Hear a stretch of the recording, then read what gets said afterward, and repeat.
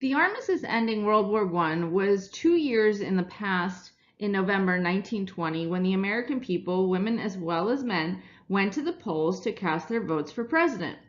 Their choice was between two men from Ohio, Governor James Cox, a Democrat who urged the adoption of the League of Nations, and Senator Warren G. Harding, a Republican who was unclear about where he stood on every issue. The only memorable phrase in Harding's campaign was his assertion that the American people wanted a return to normalcy. Harding apparently was right because he was elected by a landslide. It was a sign that the idealism and activism that had characterized the pre-war years of the Progressive Era were over.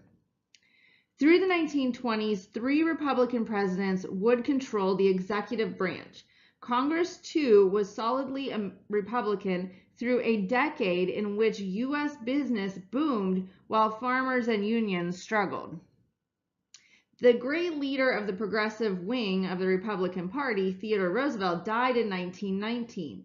This loss, combined with public disillusionment over the war, allowed the return of the old guard Republicans, the more conservative Republicans.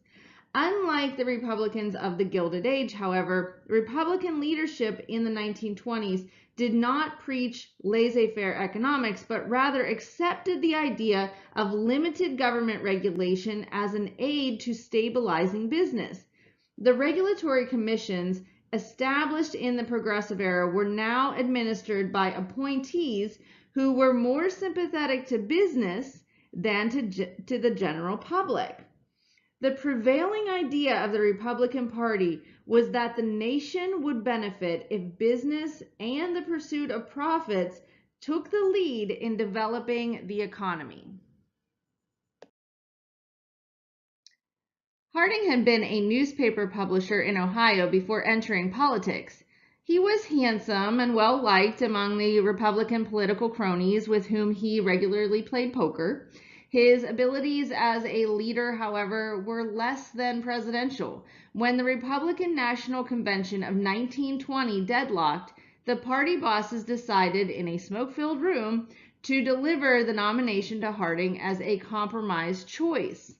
Harding recognized his limitations and hoped to make up for them by appointing able men to his cabinet.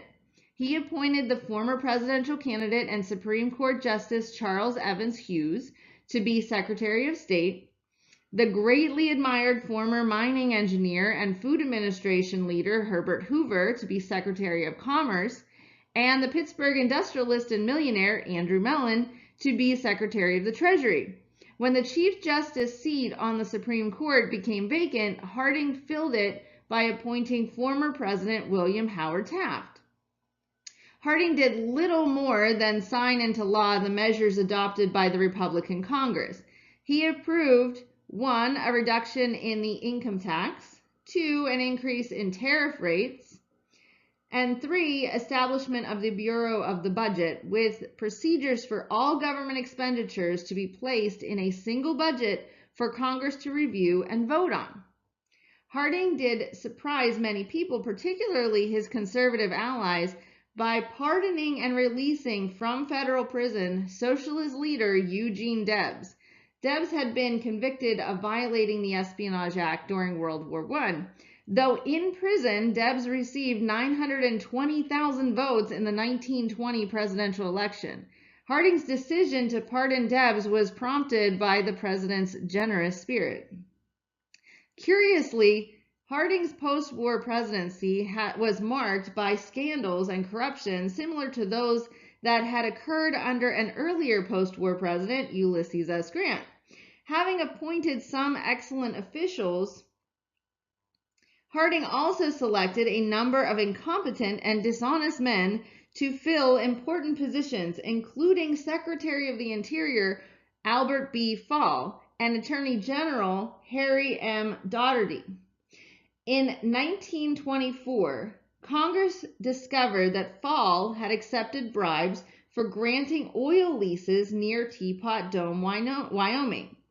Daugherty also took bribes for agreeing not to prosecute certain criminal suspects. However, in August of 1923, shortly before these scandals were uncovered publicly, Harding died suddenly while traveling in the West. He was never implicated in any of the scandals. Harding's vice president and successor, Calvin Coolidge, had won popularity in 1919 as the Massachusetts governor who broke the Boston police strike. He was a man of few words who richly deserved the nickname Silent Cal.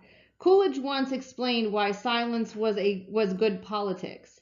If you don't say anything, he said, you won't be called on to repeat it. Also unanswerable was the president's sage comment, when more and more people are thrown out of work, unemployment results. Coolidge summarized both his presidency and his era in the phrase, "The business of America is business." After less than a year in office, Coolidge was the overwhelming choice of the Republican Party as their presidential nominee in 1924. The Democrats nominated a conservative lawyer from West Virginia, John W. Davis, and tried to make an issue of the Teapot Dome scandal. Unhappy with conservative dominance of both parties, liberals formed a new progressive party led by its presidential candidate, Robert La Follette of Wisconsin. Coolidge won the election easily, but the progressive ticket did extremely well for a third party in a conservative era. La Follette received nearly 5 million votes, chiefly from discontented farmers and laborers. Coolidge believed in limited government that stood aside while business conducted its own affairs. Little was accomplished in the White House except keeping a close watch on the budget. Cutting spending to the bone, Coolidge vetoed even the acts of the Republican majority in Congress. He would not allow bonuses for World War I veterans and vetoed a bill to help farmers as crop prices fell. Coolidge declined to run for the presidency a second time. The Republicans therefore turned to an able leader with a spotless reputation, self-made millionaire, and Secretary of Commerce Herbert Hoover. Hoover had served 3 presidents, Wilson, Harding, and Coolidge, in administrative roles, but had never before campaigned for elective office. Nevertheless, in 1928, he was made the Republican nominee for president. Hoover's Democratic opponent was the governor of New York, Alfred E. Smith. As a Roman Catholic and an opponent of Prohibition, Smith appealed to many immigrant voters in the cities. Many Protestants, however, were openly prejudiced against Smith. Republicans boasted of Coolidge's prosperity, which Hoover promised to extend. He even suggested that poverty would soon be ended altogether. He promised a chicken in every pot and a car in every garage. Hoover won in a landslide and even took a large number of the electoral votes in the South. In several southern states, including Texas, Florida, and Virginia, the taste of prosperity and general dislike for Smith's religion outweighed the voters' usual allegiance to the Democratic Party. Politics took a backseat in the 1920s as Americans adapted to economic growth and social change. The decade began with a brief post-war recession in 1921, including a lengthy period of business prosperity from 1922 to 1928, and ended in economic disaster by October of 1929, with the nation's worst stock market crash. During the boom years, unemployment was usually below 4%. The standard of living for most Americans improved significantly. Indoor plumbing and central heating became commonplace. By 1930, 2/3 of all homes had electricity. Real income for both the middle class and the working class increased substantially. The prosperity, however, was far from universal. In fact, during the 1920s, as many as 40% of U.S. families in both rural and urban areas had incomes in the poverty range. They struggled to live on less than $1,500 a year. Farmers in particular did not share in the booming economy. The business boom, led by a spectacular rise of 64% in manufacturing output between 1919 and 1929, resulted from several factors. Firstly, increased productivity. Companies made greater use of research. The manufacturing process was made more efficient by the adoption of improved methods of mass production. In 1914, Henry Ford had perfected a system for manufacturing automobiles by means of an assembly line.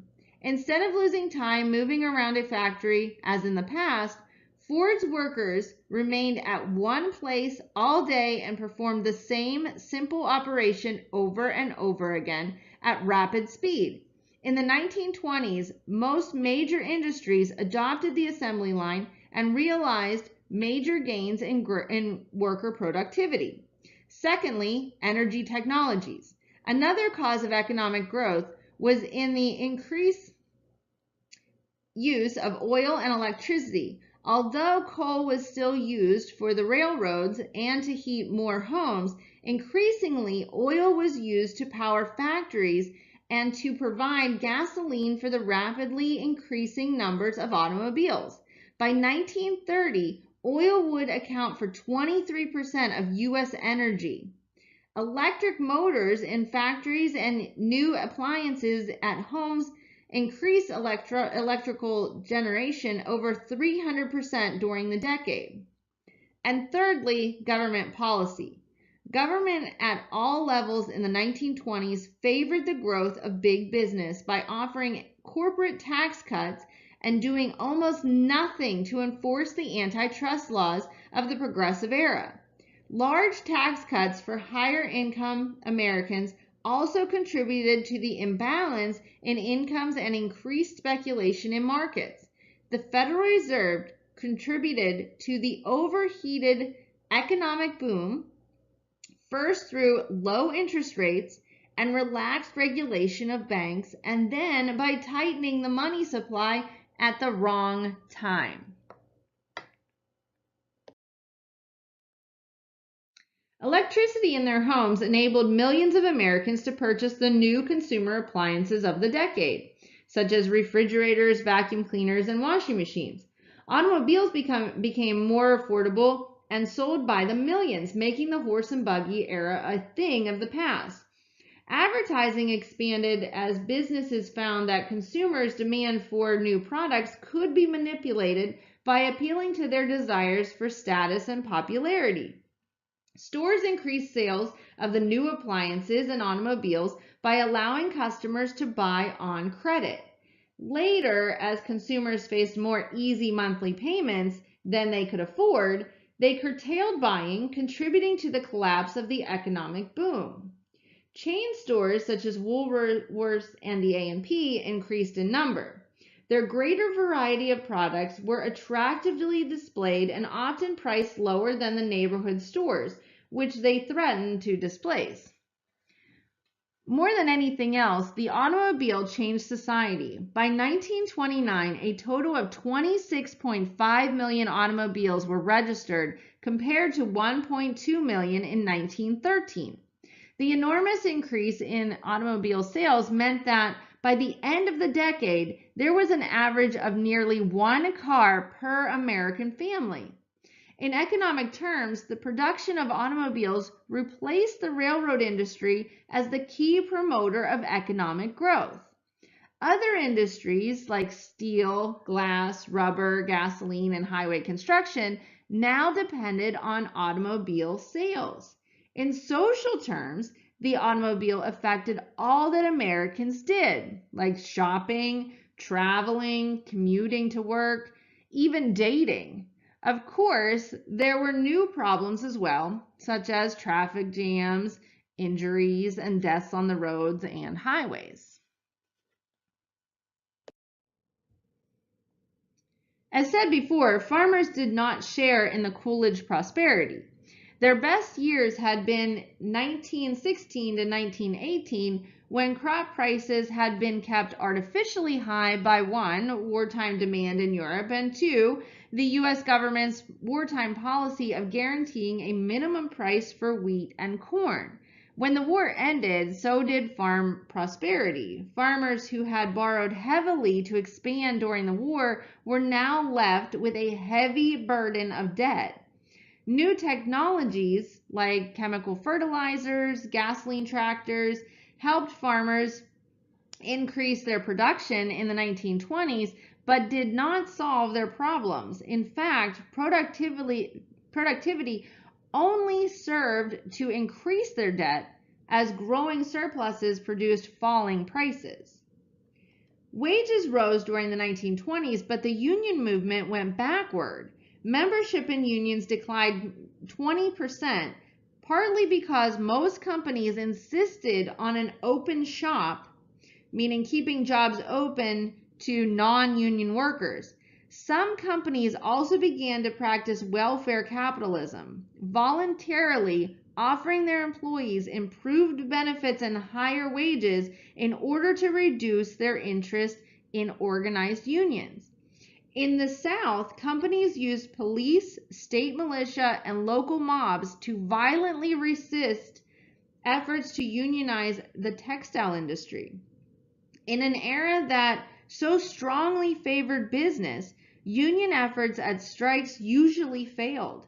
The United Mine Workers, led by John L. Lewis, suffered setbacks in a series of violent and ultimately unsuccessful strikes in Pennsylvania, West Virginia, and Kentucky. Conservative courts routinely issued injunctions against strikes and nullified labor laws aimed at protecting workers' welfare. Okay, now for the essential question. Some historians have argued that the most important political development between 1900 and 1945 was the increased role of federal government in the U.S. economy. Support or refute this declaration using specific evidence. Take a side and back your side up with evidence.